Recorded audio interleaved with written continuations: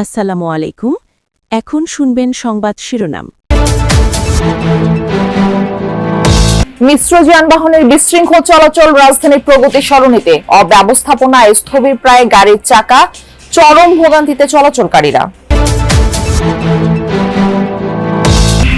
রামিসা ধর্ষণ ও হত্যা মামলার রায় আজ। ৮ দিনে ৬ নবজাতক মৃত্যুর ঘটনায় শোকজের জবাব দেওয়ার সময় শেষ হচ্ছে বিকেলে।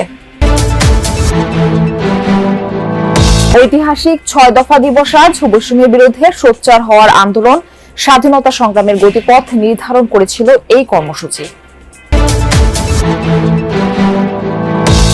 লেবাননের যুদ্ধবিরতি উপেক্ষা করে অব্যাহত ইসরায়েলি আগ্রাসন, নিহত কমপক্ষে ১০ জন, রয়েছেন ৩ সেনা সদস্য। এখন শুনবেন বিস্তারিত। রাজধানী প্রগতি সরণি, এই পথে চলে না এমন কোনো যানবাহন নেই। দিনরাত উল্টো পথেও চলে গাড়ি, রিকশা, ভ্যান। রাস্তার উপর দোকানপাট সহ সব মিলিয়ে সারাক্ষণ লেগে থাকে যানজট। এই পথে ঢাকা ঘুরে ঘন্টায় ৬ কিলোমিটার গতিতে ২০ মিনিটের পথ পেরোতে সময় লাগে ২.৫ থেকে ৩ ঘন্টা। বাড্ডা, ভাটারা, নদ্দা সহ আশেপাশের এলাকা থেকে প্রগতি সরণিতে যোগ হওয়া রাস্তাগুলোর অবস্থা আরো বেহাল। সারাদিনের কর্মব্যস্ততা শেষে বাড়ি ফিরছে নগরবাসী। রাজধানীর গুলিস্তানে একটি বেসরকারি প্রতিষ্ঠানে কাজ করেন জাহাঙ্গীর হোসেন। থাকেন খিলক্ষেত এলাকায়। অফিস শেষে বিকেল ৪টায় বাসার উদ্দেশ্যে যাত্রা। গুলিস্তান থেকে প্রগতি সরণি হয়ে যাবেন খিলক্ষেত। মালিবাগ, বাড্ডা হয়ে প্রগতি সরণি পার হতেই চলে যায় ২.৫ ঘন্টা। জাহাঙ্গীর যখন খিলক্ষেত পৌঁছলেন ঘড়ির কাঁটায় তখন ৬:৩০। গুলিস্তান থেকে খিলক্ষেতের দূরত্ব ১৭ কিলোমিটার। শুধু প্রগতি সরণি পথটা পার হতেই যানবাহনের গতি ঘন্টায় ৬ কিলোমিটারের বেশি নয়। রাজধানীর উত্তর পূর্বাংশের একটি গুরুত্বপূর্ণ যোগাযোগ পথ এই রাস্তা। রামপুরা, বাড্ডা ও ভাটারা হয়ে কুড়িল পর্যন্ত এসেছে সড়কটি। এই রাস্তায় কেন লেগে থাকে যানজট? উত্তরটা অব্যবস্থাপনা। পুরো রাস্তা জুড়েই দুই পাশেই উল্টো পথে চলাচল। রাজধানীর উত্তর পূর্বাংশের একটি গুরুত্বপূর্ণ যোগাযোগ পথ এই রাস্তা। রামপুরা, বাড্ডা ও ভাটারা হয়ে কুড়িল পর্যন্ত এসেছে সড়কটি। এই রাস্তায় কেন লেগে থাকে যানজট? উত্তরটা অব্যবস্থাপনা। পুরো রাস্তা জুড়েই দুই পাশেই উল্টো। রাজধানীর পল্লবীতে শিশু রামিসা আক্তার ধর্ষণ ও হত্যা মামলার আলোচিত রায় আজ। উভয় পক্ষের যুক্তিতর্ক শেষে ঢাকা মহানগর শিশু নির্যাতন দমন ট্রাইব্যুনালের বিচারক মাসুর সালেকিন রায়ের জন্য এই দিন ধার্য করেন। দেশের ইতিহাসে প্রথম কোনো ধর্ষণ ও হত্যা মামলার বিচার কাজ শেষ হয় ৪ দিনে। আলোচিত এই মামলায় সাক্ষ্য দিয়েছেন ১৬ জন। বিচারিক কার্যক্রমে রাষ্ট্রপক্ষের আইনজীবী যুক্তি উপস্থাপন করে বলেন, মামলার প্রধান আসামি সোহেল রানা ও তার স্ত্রী স্বপ্না খাতুনের বিরুদ্ধে আইন অভিযোগ সন্দেহাতীতভাবে প্রমাণ করতে সক্ষম হয়েছে রাষ্ট্রপক্ষ। আসামিদের সর্বোচ্চ শাস্তির মৃত্যুদণ্ড দাবি করেন স্পেশাল পাবলিক প্রসিকিউটর। অন্যদিকে আসামি পক্ষের রাষ্ট্রনিযুক্ত আইনজীবী সোহেল রানার জন্য মৃত্যুদণ্ডের পরিবর্তে যাবজ্জীবন কারাদণ্ডের আবেদন করেন। ১৯ মে রাজধানীর পল্লবী এলাকায় প্রতিবেশী সোহেল রানার বাসা থেকে ৮ বছর বয়সী রামিসা আক্তারের শিরচ্ছেদ করা মরদেহ উদ্ধার করা হয়। মামলার এজাহার অনুযায়ী সোহেল রানা শিশুটিকে কৌশলে নিজের কক্ষে নিয়ে ধর্ষণ করে এবং পরে গলা কেটে হত্যা করে। আজ বিকেলের মধ্যে শোকজ নোটিশের জবাব না দিলে ৮ দিন হাসপাতালের বিরুদ্ধে আইনানুগ ব্যবস্থা নেওয়া হবে, এমনটা জানিয়েছেন স্বাস্থ্যমন্ত্রী সরদার মোহাম্মদ সাখাওয়াত হোসেন। শনিবার দুপুরে রাজধানীর মিন্টু রোডের বাসায় এই কথা জানান তিনি। স্বাস্থ্যমন্ত্রী বলেন, আইন অনুযায়ী শোকজ করা হয়েছে ৮ দিন হাসপাতাল কর্তৃপক্ষকে। বিষয়টি নিয়ে প্রধানমন্ত্রী তারেক রহমানের সঙ্গে আলোচনা হয়েছে। ৬ নবজাতকের মৃত্যুর ঘটনায় তাদের দায় প্রমাণিত হয়। কেন প্রতিষ্ঠানের লাইসেন্স বাতিল করা হবে না তার জবাব দিতেই রোববার পর্যন্ত সময় দেওয়া হয়। এর আগে তদন্ত প্রতিবেদনে হাসপাতাল কর্তৃপক্ষের দায় পাওয়া গেছে বলে জানান স্বাস্থ্যমন্ত্রী। গত ২৭ মে মগবাজারের ৮ দিন হাসপাতালের পোস্ট অপারেটিভ ওয়ার্ডে মারা যায় ৬টি দাবি, কিন্তু সেই ৬ দাবি বদলে দিয়েছিল তৎকালীন পূর্ব পাকিস্তানের রাজনীতির গতিপথ।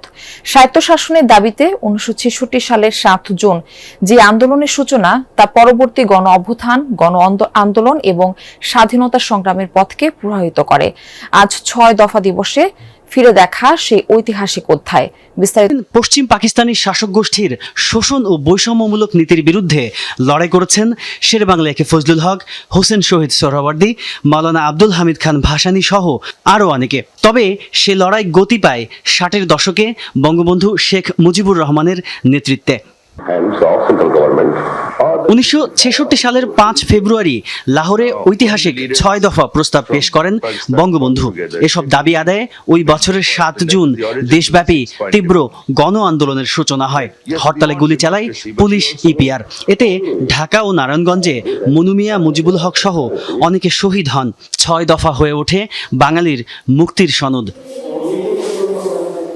মুক্তিযুদ্ধ জাদুঘরের গ্যালারিতে সংরক্ষিত আছে সেই সময়ের নানা দলিল, সংবাদপত্র, আলোকচিত্র ও স্মৃতিচিহ্ন, যা মনে করিয়ে দেয় রাজনৈতিক ও অর্থনৈতিক বৈষম্যের বিরুদ্ধে পূর্ব বাংলার মানুষের দীর্ঘ সংগ্রামের কথা।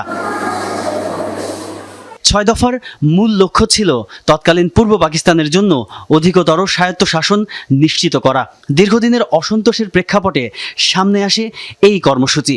এক বাক্যে হচ্ছে 6 দফার বার্তা হচ্ছে বাঙালি বাংলা শাসন করবে, এবং বাঙালি বাংলা শাসন করবে পাকিস্তানের কাঠামোর মধ্যে। সেটাকে তিনি চমৎকারভাবে সেই বিষয়গুলোকে বলা যায় যে ভিজুয়ালাইজ করে দিলেন। ফলে 6 দফা কিন্তু বিদ্যুৎ তরঙ্গের মতো মানুষকে আলোড়িত করেছে।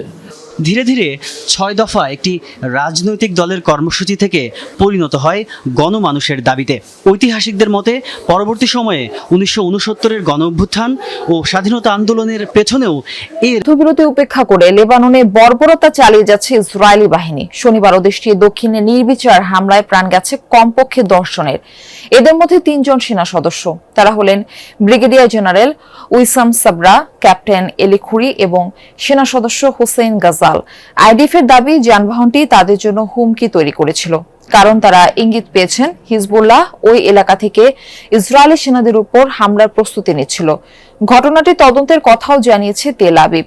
সেনা সদস্যদের উপর ইসরায়েলি হামলার নিন্দা জানিয়েছেন লেবাননের প্রধানমন্ত্রী নওয়াফ সালাম। এই আগ্রাসনকে পূর্ব পরিকল্পিত অপরাধ আখ্যা দিয়েছে হিজবুল্লাহ। দেশটির জনগণ, বিশেষত দক্ষিণ লেবানন ও পশ্চিম বেকা অঞ্চলে শত্রুপক্ষের ধারাবাহিক অপরাধের আরেকটি সংযোজন বলে ব্যাখ্যা করেছে গোষ্ঠীটি। 2025 সালে বিশ্বজুড়ে 1000 কোটি ডলারের সমরাস্ত্র বিক্রি করেছে তুরস্ক। গেল 2 বছরে দেশটির সামরিক সরঞ্জাম বিক্রির পরিমাণ বেড়েছে দ্বিগুণেরও বেশি। সাশ্রয়ী মূল্য, দ্রুত সরবরাহ এবং নতুন প্রজন্মের এসব অস্ত্র এরই মধ্যে বিভিন্ন যুদ্ধে কার্যকারিতা প্রমাণ করতে সক্ষম হয়েছে। ফলে এশিয়া, মধ্যপ্রাচ্য সহ বিভিন্ন অঞ্চলের অন্তত 40টি দেশ এখন তুর্কি অস্ত্রের নিয়মিত ক্রেতা। শত্রুর কাল্পনিক অবস্থান লক্ষ্য করে ট্যাঙ্ক থেকে ছোড়া হচ্ছে গোলা। সফলভাবে আঘাত হানছে লক্ষ্যবস্তুতে। অন্যদিকে শত্রুর অবস্থানে আঘাত হানতে প্রস্তুত বিভিন্ন ধরনের অ্যাটাক হেলিকপ্টার, রকেট, মেশিনগান এবং বিভিন্ন পাল্লার ক্ষেপণাস্ত্র বহনে সক্ষম এসব হেলিকপ্টার গেল মাসে একটি সামরিক মহড়ায় নিজেদের এসব সমরাস্ত্রের সক্ষমতা প্রদর্শন করে তুরস্ক। মহড়ায় বিভিন্ন ধরনের ফাইটার জেট, যুদ্ধজাহাজ এবং সাজোয়াজানের প্রদর্শনীয় হয়। এর পাশাপাশি তুলে ধরা হয় আলোচিত বায়রাক্তার সহ বিভিন্ন